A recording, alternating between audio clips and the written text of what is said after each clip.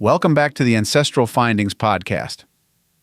Not every crime makes headlines. In fact, many of the offenses found in old court records are small: petty theft, vagrancy, disturbing the peace, trespassing, or breaking local ordinances. These weren't the stuff of true crime novels, but they still mattered. They could lead to fines, jail time, social ruin, or even exile from a town or community. And sometimes these seemingly minor offenses had ripple effects that changed the course of a family's story. If your ancestor disappeared from records, left town abruptly, or was labeled a black sheep, there's a good chance a petty crime was involved. These aren't always easy to find, but when you do, they offer an intimate glimpse into the lives of ordinary people navigating real pressures, often under hard conditions.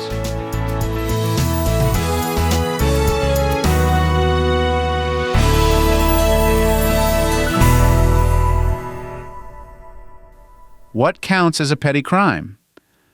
Well, petty crimes, sometimes called misdemeanors, minor offenses, or summary offenses, are typically non-violent local-level violations. In past centuries, these could include stealing food or small goods, public drunkenness, gambling or dice games, loitering or vagrancy, trespassing or fence breaking, disorderly conduct, using profanity in public, fishing or hunting out of season, riding a horse too fast through town, selling goods without a license. The legal consequences were often light: a few days in jail, a fine, or public shaming. But the social and personal consequences could be lasting, especially in small towns or tight-knit communities. Petty crime records may be the only surviving mention of an ancestor who lived outside the bounds of land ownership, church leadership, or stable family life.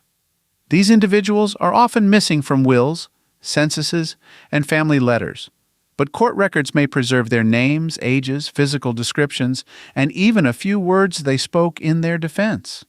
In some cases, a person appears in court more than once for similar offenses, giving us a trail of their movement, relationships, and habits.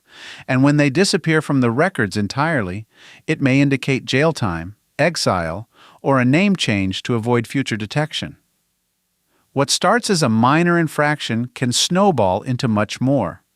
Consider these real-life examples found in historical records. A Pennsylvania man in the 1850s was caught stealing a ham. His family was already poor, and the arrest made it harder for him to find work. Within a year, they were in the poorhouse, and his children were sent out as indentured servants. A single woman in Georgia in 1912 was fined multiple times for public disorder, which turned out to be her repeated efforts to get work as a street performer. After her last arrest, she left the state and changed her name. Her descendants spent decades trying to find out what happened to her. A teenager in Michigan in 1878 was arrested for damaging a neighbor's fence. He spent a few nights in jail, but the embarrassment led his family to sell their land and move west, where they started over. That single event marked a turning point in the family's migration. These aren't headline crimes, but they changed lives and the direction of entire family lines. Because these offenses were handled quickly and locally, the records may not always be indexed or digitized. But many still exist, often filed with police court, magistrate, or justice of the peace materials. Start with lower-level court records, municipal police or justice dockets. Ask if they have petty offense ledgers or summary conviction books. Some cities kept separate city court records, especially for minor infractions like public nuisance or licensing violations. Temporary jails or holding cells, often attached to town halls or sheriff's offices, sometimes kept brief logs with dates, names, charges, and cell assignments. Local papers often reported on court appearances, especially if the town was small. Look for sections titled Police News, Court Notes, or Justice Docket. Sometimes these smaller records, viewed as insignificant at the time, were donated to local groups when county offices needed to clear space. A throwaway line like, "He got in trouble and left town," or "We never talked about her again," may be tied to a petty offense. Don't ignore vague clues. These weren't hardened criminals. They were people like us, frustrated, poor, overwhelmed, or simply making bad decisions under pressure. Understanding their situations brings humility to our research. A man arrested for stealing shoes may have done so to clothe a child. A woman fined for gambling may have been trying to double her wages. A boy arrested for vandalism may have acted out after a family tragedy. Petty crime records often reflect the tightrope between survival and shame. If you uncover a petty offense involving an ancestor, document everything: date, location, charge, and outcome. Look for follow-up records. Did they reappear in the same court? Search for surrounding context, newspaper stories, census listings, neighbors. Approach with empathy. These events shaped your family, but they don't define it. You may even find that your ancestor overcame their troubles and went on to raise a family, start a business, or help others avoid the same fate.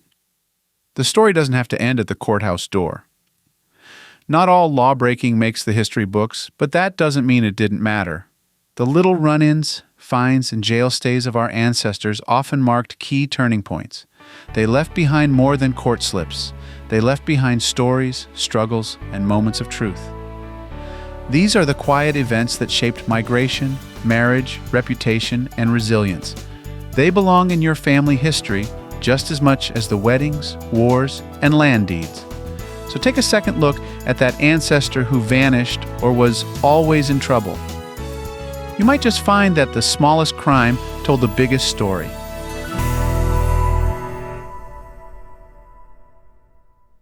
If you've got a hard-to-find ancestor you're stuck on, I'd love to hear about it. Just head over to ancestralfindings.com and click on Contact to send me a message. While you're there, take advantage of our free weekly genealogy lookups. Explore thousands of articles and enjoy hundreds of podcast episodes. We've been helping family history researchers since 1995. And if you're looking for even more, check out our Genealogy Gold Q&A series over on Patreon. Thanks for listening, and as always, happy searching.